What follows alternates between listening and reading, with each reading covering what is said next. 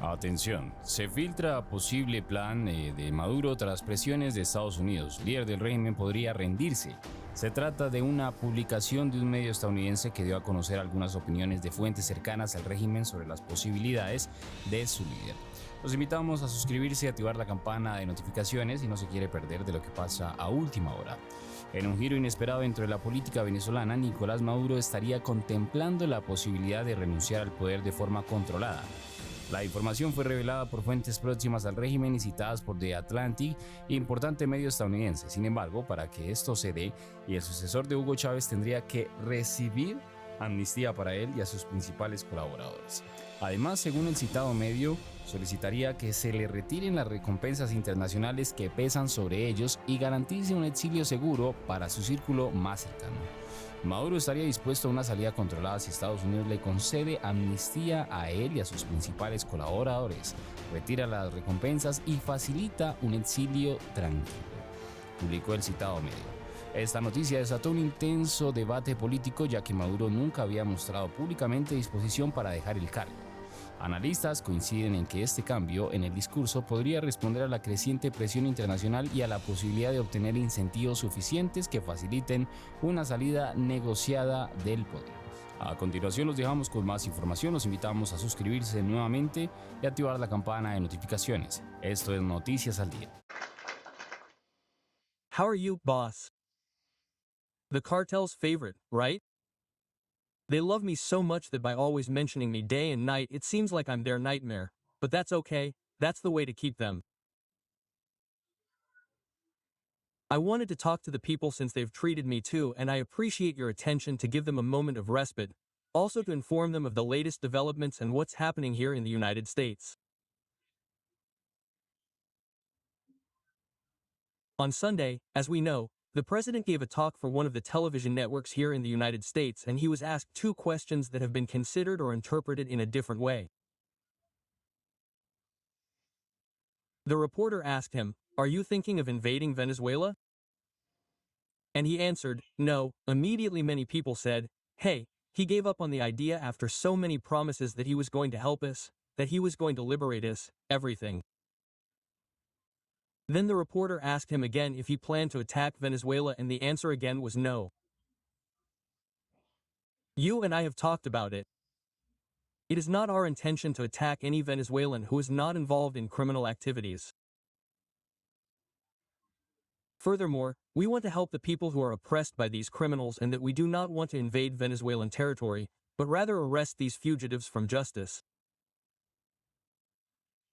What he said is correct from the point of view that he has no intention of attacking Venezuela, because we have no dispute with the Venezuelan people and we do not want to invade. Honestly, it is a very easy interpretation. The real President González and Maria Corina invited us to enter Venezuela to arrest these fugitives from justice. We do not need to invade, since they are the true leaders of the country, and if they gave us permission to enter, why do we need to invade? Interesting. Although that conversation did take place, it was private, right? Because there's nothing public where Edmundo González and Maria spoke about that issue in the media. I think that was handled internally, right? Yes. But they also, as you know, said that they were very grateful for coming to save the country, to free it from these criminals. I mean, it's obvious that they want us to take decisive action.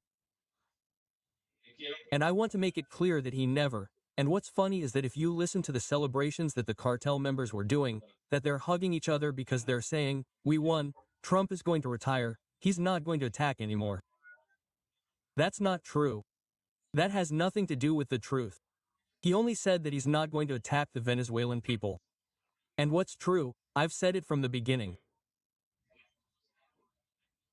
What we're going to do now is that he's been under pressure right now, since there's a group of politicians who represent the MAGA movement, Make America Great Again, who are pushing him to say he shouldn't get involved in a war.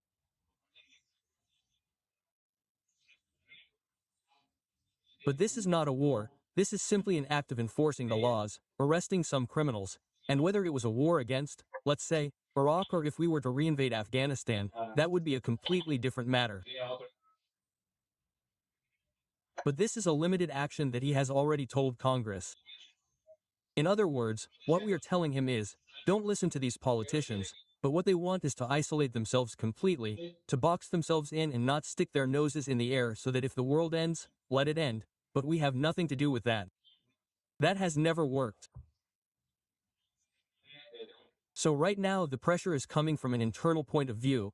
They have been trying to stop him from taking final decisive action, but there are others of us who have a little more strength who are telling him, remember, yesterday we had elections, it went badly. If you wait a little longer, next year's will be disastrous. So, it was explained to you from the beginning, if you start sending a paper boat, you are already sending a very powerful message. If that message comes to you and you don't follow through, then it will cost you dearly. We have reached this link now where he has already understood that he must act because he cannot go back. And now he said, well, how do we do that? You have your very, very expert military people who have very good ideas. Let them do the work. And as I told you before, right now all they're trying to do is start raining down missiles. They're going to immediately launch an incursion by the troops that are specialized, by the 800 members of the Special Forces, and in the meantime they're also going to send in some Marines to take action in case there are any. Quote, one of the conversations we had precisely on Sunday after these talks were made on television was that the military that is supporting an incursion to arrest these people has said that they're not going to lift a finger against them. I honestly don't blame them, because why would I, as a Venezuelan military man, stand up after the promises that the United States made and they still haven't seen the first missile fall, so that I can expose myself to being killed or arrested, accused of treason? If I don't see that the United States is committed and will do things as they should. What we talked about over the weekend was that the moment the first US missile falls or the first plane drops, the first bomb, you will see action from the troops. Oh, Venezuelan troops too, and they will turn against them in case we go in and attack them. With what you said about the elections that they recently had, I saw what happened in New York. Is this also due to the hesitation that has been experienced in the Caribbean, or does it have nothing to do with it? Look, everything has an influence because people, as I was saying, I have always liked it. Of course, I am not going to tell you just because, in reality, when people go out, they always do a survey. Why did you vote the way you did? And they are saying that in reality they did it because they are angry with Trump. He has done many things that they do not agree with. The economy is not doing well, that there are things that he says he later changes his mind and that he has to be decisive in what he has to do. Or I mean, a lot of people in the state of Virginia, where I live, oh, it's incredible that for the first time, the entire state was turned upside down, from the governor to the local offices, they lost. All the Democrats won and they won by some pretty amazing numbers, because Jason Mallers, a friend of mine who was the state attorney general, lost even though the Democrat candidate had a bunch of fabricated skeletons, he had lied and he lost. We were really surprised because people always admitted it, they loved him, they respected him, the first Cuban American who was elected to a statewide office and yet he lost. And as I say, when all these polls were done now to find out what happened, they all said the same thing. That we're mad at Trump. Okay, that's a lesson. This also has to be done if we want to keep him from being impeached next year or in 2027, because if Congress wins the 2006 elections next year, that's going to happen. He needs to say, I made a commitment and I'm going to carry it out. He's running out of time right now. He says, he's gambling. Yes, but waiting until December 20th to take action is unnecessary. That's why those of us who know are pushing. Two people who were very close to him got angry and said, well, if you're not going to do things quickly, I'm leaving. Quote. I mean, the pressure there is tremendous, right? Internally, it would be like a boiling pot right now, because he also knows that every day they are sending more mercenaries from the group of, what's it called? the Africa Corps of mercenaries that used to be the Wagner Group. And Putin keeps threatening that he is going to increase the type of equipment he is going to send. That is why before they send anything else, let's stop them.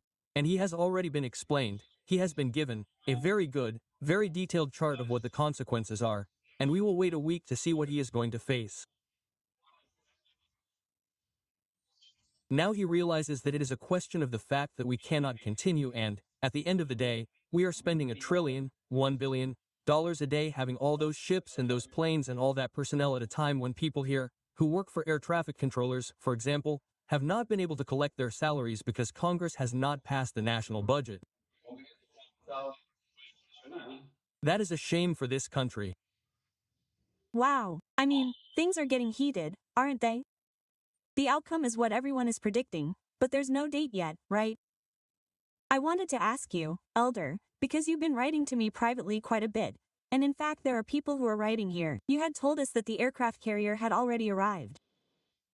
I don't know if it was a strategy because I know that many of you from the top brass are watching it, and it turns out that the aircraft carrier is just now passing through the Strait of Gibraltar. Right? That's how long it's been there. Were you talking about another aircraft carrier? The one has been there for a while now? Oh. No. The one has been there for a while now.